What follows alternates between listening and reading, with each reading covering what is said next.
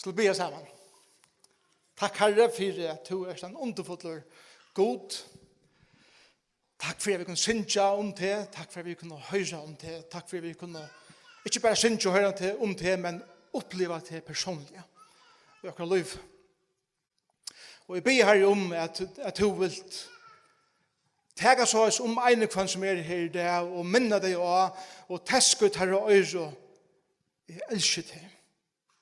Og jeg vil bruke det. Jeg ber meg til å reise opp menn og kvinner som så avmedelig fulle av ødel som tog i givet heimen og i gaven og utstråling. At du vil utløse at her gaven er ut heimen og gjøre det til sikning og avvarskan her som det kommer. Herre Jesus, sikna ikke årene som du har lagt mer i hjertet i det. Eisne. Amen. Det er 31. oktober.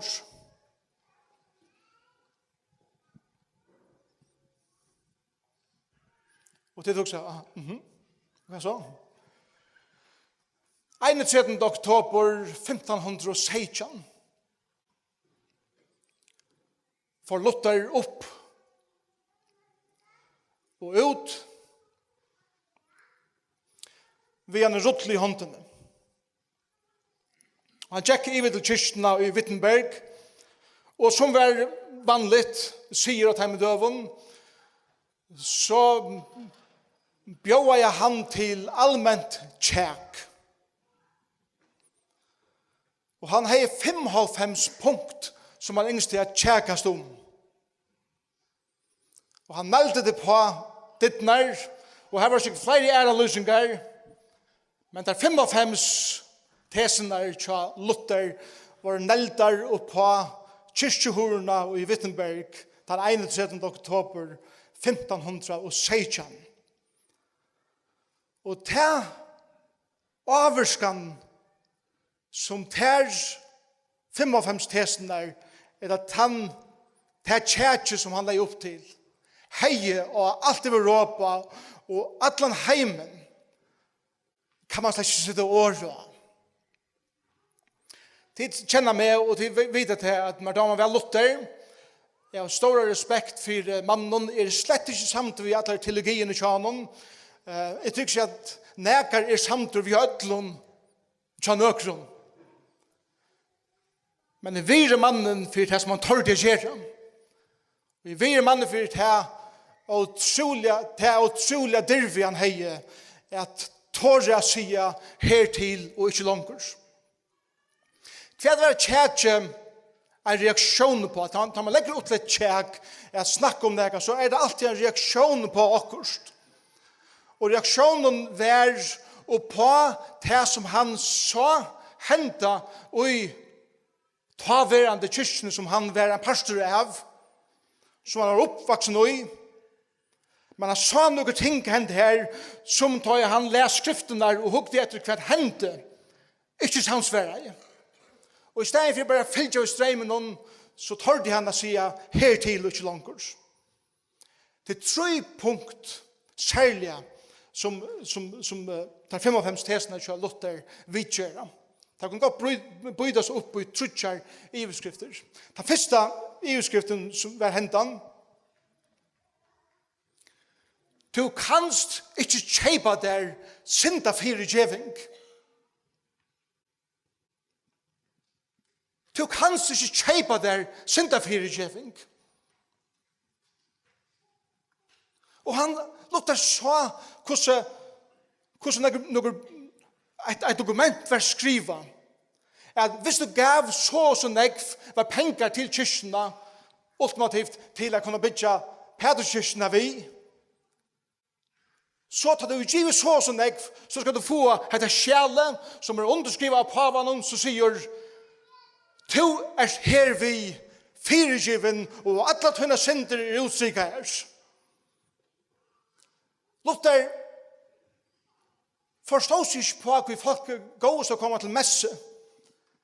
Da han spurte så var det at jeg vet, jeg finner ikke dette her. Synder firegiven. Vi pjøs ikke mer. Og Luther visste at hatta en måte at misbruka sina makt på. Og kjeipa mennesker. Og vittleia deg. Og han tar det stand opp for deg. Eller mot deg. Det neste som Luther taler i motor utan 55-tesen om hva heter paven hever ikke valgt og myndelaget er fyrirgjev av synder. Først, du kan ikke kjeipa fyrirgjeving, og nummer 2, paven hever ikke til valgt at han kan underskriva at hans synder er fyrirgjevnar. Det er at teka Jesus er myndelaget i sine egne hender, som ikke høyre heima her, enn bæra til hånden. Og det tredje som Luther viser av i den 55-tesen er hettar, at vi gjør hattar, vi halda at du kan kjeipa deg synder fyrirgiving, vi halda til at paven kan fyrirgiva deg tunna synder, så gjør du mennesken en falska vogn om at de er frelst, ta de vedlade av fortapelse om de ikke har sett sitt alit av Jesus Kristus som sin frelsare. Det var det som Luther gjør det i de 55-tesen. Det var grunn av et liv til honom sjølven og en øyelig djupere og breiere erfaring av hans oppleving av gode og hvordan han sa god, men så sier han hvordan han opplevde god, og i ljósen av hvordan han overhei opplevde eller se god. Fra til at Luther var unger, så ville papi hans særlig hava til at han skulle bli sækførere. Han var framurskærande i sin nevnen. Og av til at papi hans nødde han at lese til sækførere, så han sletter seg ut til sjølver, så får han lese lykke alltid at pappa sier det. Men han brente for at var munker. Så jeg følte at han gonger heim. Mæveren hjertskipter for gode. Han lever en støvun øtta for man god for å straffa med et lykke. Så jeg følte han gonger heim, så kommer en øylig tårsa. Det slær nyer i trøyene, bare til syne som han gonger skoen, og han legges nyer av måltuna, og han råper til Gud, og han sier, Gud, ikke drepa meg. Hvis du bjerker meg i kveld, så lover jeg, og så lover han på henne som hadde sant Anna, til et halvkjemenn, at jeg skal bli av munker. Og Gud drepa henne satt av kveldet. Og for han til pappa som sier, jeg skal love Gud når jeg er djevast, jeg leser sakførere, og jeg får bli av munker, og leser teologi, som han brente fyr.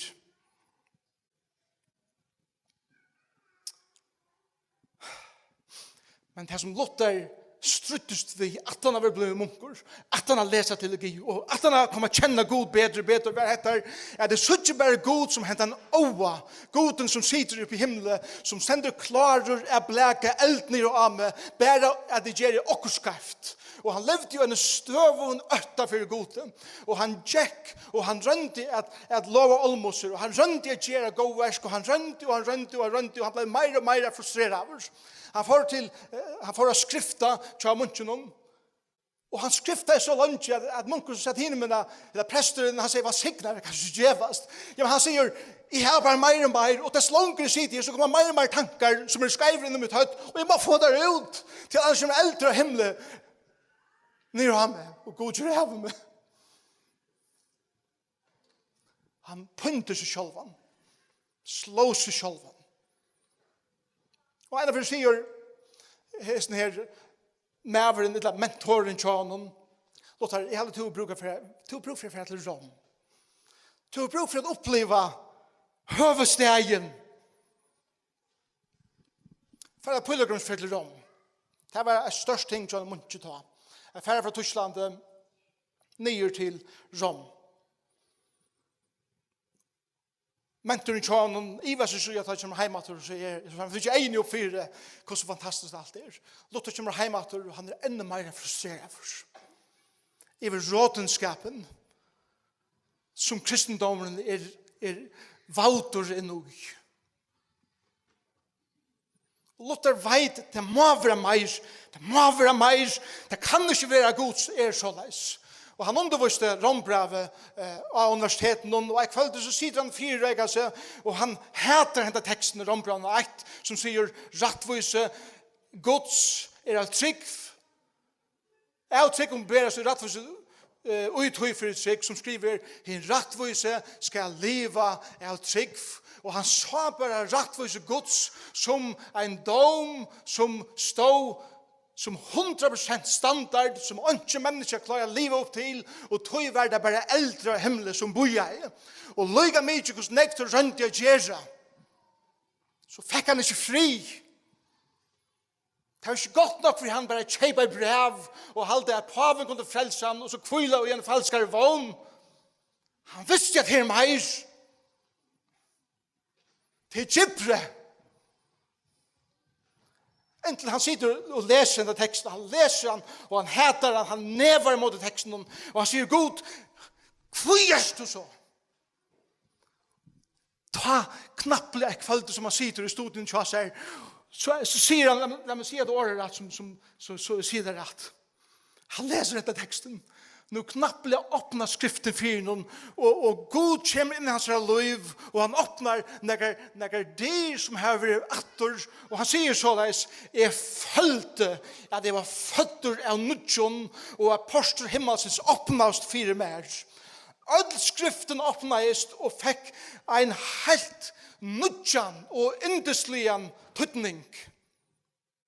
Og fra Jesus stund kom hesen setninger rattvise Guds. Ikke jeg fytler meg vi øtte og hætre mot det gode, men jeg ble her at motor, men det ble her at motor, og siande søtt fire mer, og fylte meg av karlaika til god. Så jeg rattvise Guds betydde nu knappt ikke mer for han at det er standard som Gud setter og ikke klarer livet opp til det så er det jeg dømter. Men rattvis og Guds ble for Luther henne dagen og hele anden og ber det for noen at min standard kjev jeg til tøyen. Vi trygg av Jesus Kristus. Det er alt som skal til for å leve opp til mine rattvise. Det er rattvise vi trygg av Jesus Kristus og det som han gjør det for til av krossen og du skal slippe fra at renna og rundt og berge det sjølvan og liv i øtta og røyne at lova og røyne i versken og gjøre kvil ut som Jesus Kristus gjør det for til av krossen kvil ut at det var fullgjørst da han sier det er fullgjørst og Luther lærte hetta kvalitet i studien til oss som han fyrrega seg underviser rombrev i universiteten opplevde han var føtter av nødjon. Og han kan man kjenne godt. Som lærte inn en helt æra fase i hans liv. Han er livet sånne jeg var at røyne at takna skote vi gåom verskon men i 20 til en mann som nu takna i skote etta leisers. Lyga mykje ka folk søttum. Lyga mykje ka folk hiltum. Lyga mykje ka folk gjørte mot rundt vi han. Han var fullkomlig etta leisers. Så at han finner egen oppfyre at God eier meg og jeg i hans herre og ikke skal stande veien for at jeg skal taknast gode. Han lette han inn i utrolig store vedkjengar som han slett ikke var klar til selv, men herren er folk til han her bænt. Som hjelpte honom. Han måste styre at nek ting hender som han ikke yngste skulle hende. En av fyrir han kattlet til Worms i Tyskland, hver han skal standa framme for myndelaikene i katolske kyrkjene, og er nok til alt som han skriver imot de katolske kyrkjene. Han kommer fram det første kvalget, og han sier, jeg klarer ikke å stande her i kveld, kan ikke få et kveld til seg, og i bøn, og fire jeg kan med. Og han får lov til det. Neste dagen kommer Luther, og han stender fyrir Johannen, og Luther sier såleis, at til det å bli med er nok alt det som jeg har skrivet. så sier han såleis, vi til at jeg har hatt ikke få et greit svær, så skal det svære helt einfalt såleis. Om vi ikke vil samføre ut fra skriften, og av grunnleggende argumenten, då er løyde først å pava eller rå eina, vi til at det greit, at jeg motsier seg sjølven, så tar jeg ikke mine skrifter og mine versk og mine hugsaner atter. Det samfører ut fra skriften og samviska mine træler til år Guds. Tøy kan jeg ikke, og jeg vil ikke teka mine versk atter. Her stand igjen. Jeg kan ikke gjøre noe annet, så hjelper meg godt. Og han vendte seg og han får ut, og han var lyster anatema. Han var bannlyster. Og årene som boja og lutter var og metallig her. Særlig året 1525. Som var et år hver nek ting hendte som han sette seg i kontroll og bei krutsk og folk var i dripen og alt mulig. Men ta året var en deilig år for Luther. Han yngste jeg stedfestet sitt frelse. Vet du hva han gjør det? Han gifte seg. Han gifte seg ved en nonne som eisen var rømt fra en klostre. Katarina van Bora, eiter hun, eller et hun. Og det ble et pær som Herren signa i og medelige dorst. Og medelige nekv. Det hadde reggelig fullt hus av folk. Jeg har en bok hjemme som heter Table Talk. Som alle nærmengar som Luther tog noter av det som han sier, og til det samlet i bok. Hjemme ved køksbordet at vi en deilig drekkamåne. Lærte han, så når etterkommere at jeg har reformasjonene, hvor jeg er.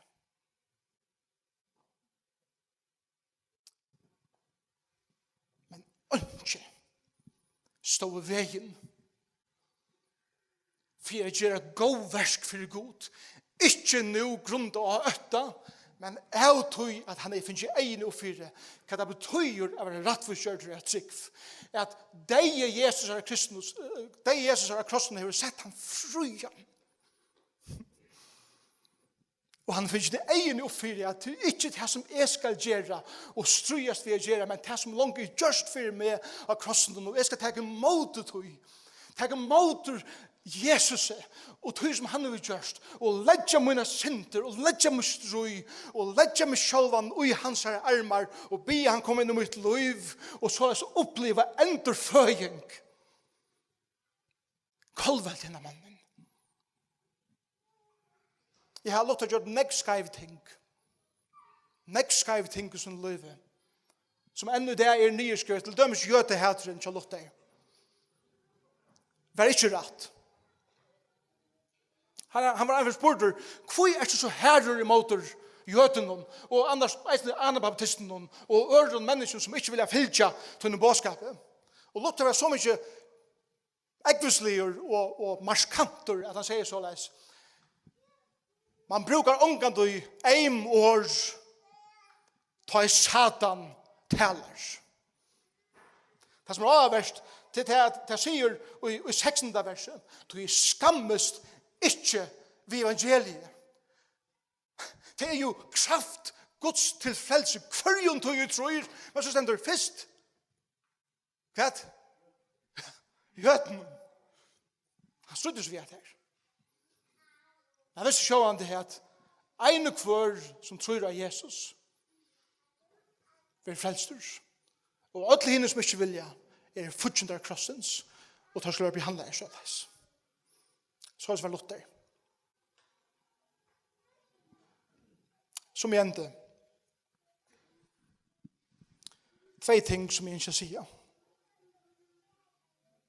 3 ting. La meg si et først. Har vi bruk for noe reformasjon? Nei. Dette tykker jeg responsen. Nummer 2.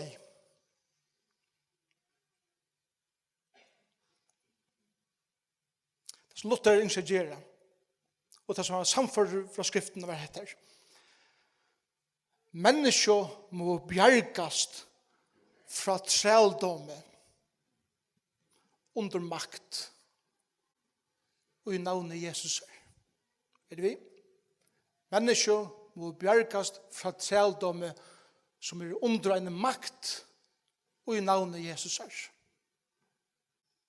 Kyrkjan, katolska kyrkjan har ikke så stor makt i menneskene at hun har ikke kjølt frelsene i egne hender og selv igjen.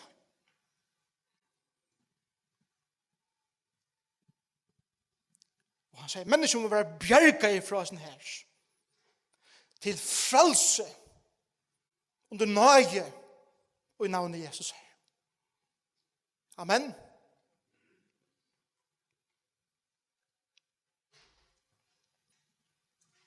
Er du her i dag? Og du gonger rundt i en evig øtta for gode at han får slå av det. Og du gonger rundt og du røyner gjerra og lova olmus at den olmus og røyna og nutja listar og øttes tingene og i øttane fyrir at hvis du ikke klarer å gjøre det så får gode slå av det. Så er det som Luther vær. At du sørst god som en rævlig en domare som bare bøyer etter slå av det.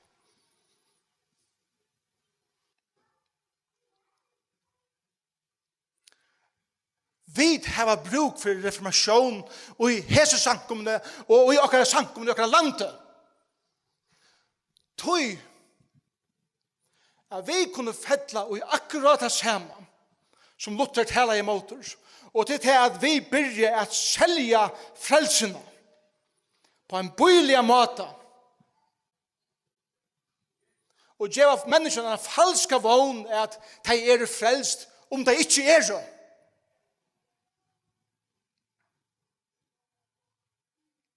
Det er sankummer som standa og predikar at hvis du bare kommer til Jesus så kan du bare få alt som du har bruk for i livet og meira til at kom bare inn i sankummer og teg mot honom så har du bare vigångt og framgångt og alt livet og folk kommer til trygg for Jesus og de opplever akkurat han motsatta. Og motivet for å komme til Jesus var ikke Jesus eller tørveren av frelse men nudjan bil eller nudjan rykdom, eller hva det som skal være, eller nudjan viner. Og vi har bruk for å være utrolig verden hvordan vi kunngjøre henne bådskapen. Eller, onker ivast, jeg frelset litt, og så slanger vi bare, dette har vi skrivet til for at de skulle vite at tid er bøden Guds. Vi gjør noen kvill bara vujar i tog som du heldre du kvillar i. Paulus sier, rannsætje deg sjálf. Vet om det er i trunnet eller ikke. Og vi har bruk for å gjøre det her eisene og jeg kan sanke meg. Ikke gjøre mennesker falska vogn.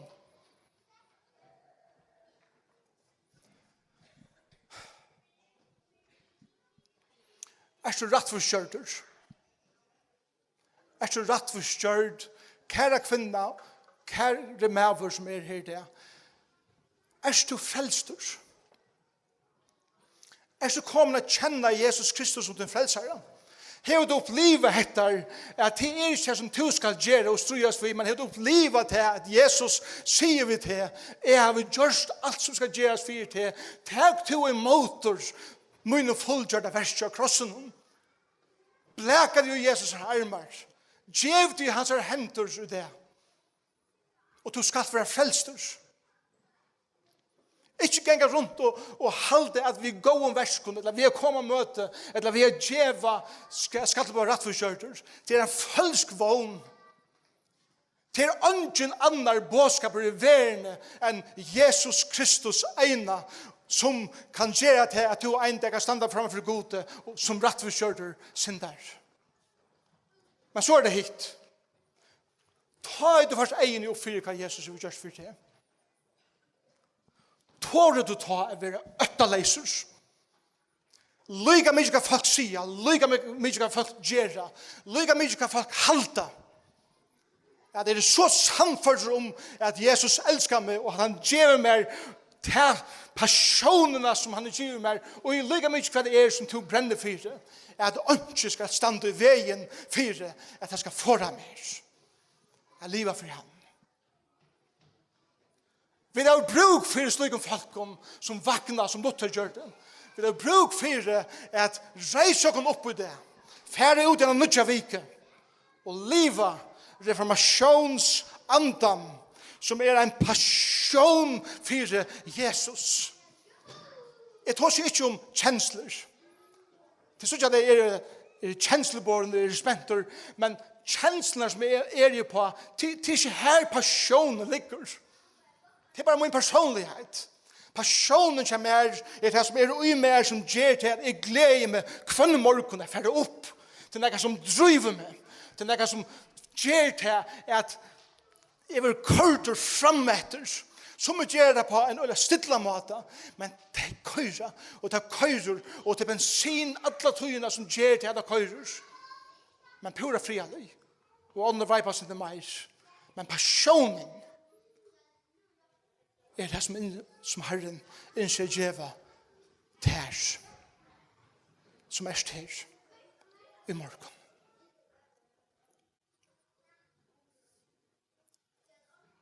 Kanskje er det flere ting i din liv som gjør at det er passionen ikke så nekk for tøyene.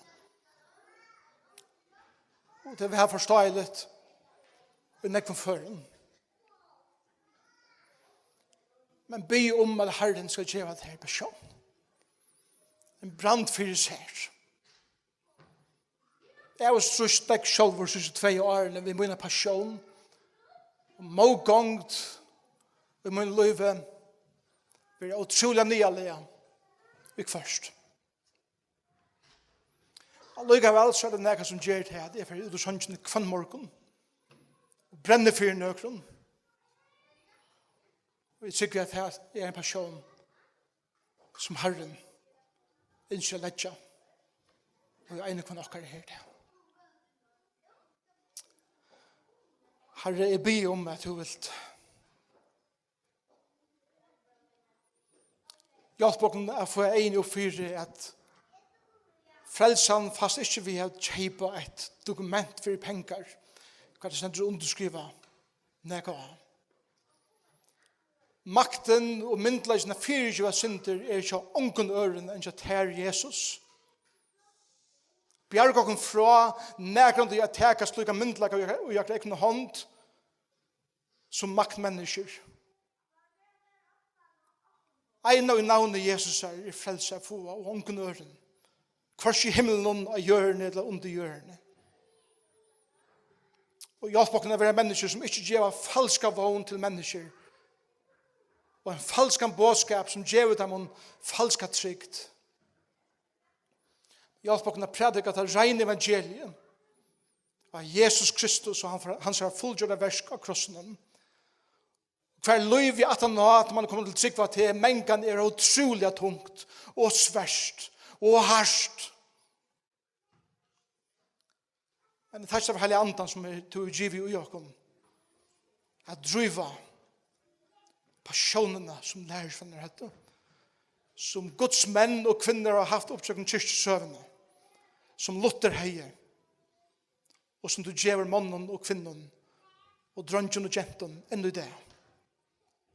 Herre, sikne hese sankomna. Hjelp oss å være en sankomna som ikke øttes for hva andre halta. Ikke øttes for hva andre sier. Ikke øttes for hva andre gjør. Til jeg vet av egen venda krossen. Krossen ene. Og i Jesus navn. Amen. Amen. Gjørs vel.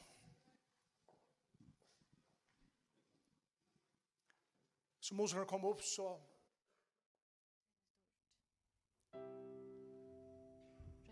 Joshua. Förböner Joshua kom fram här.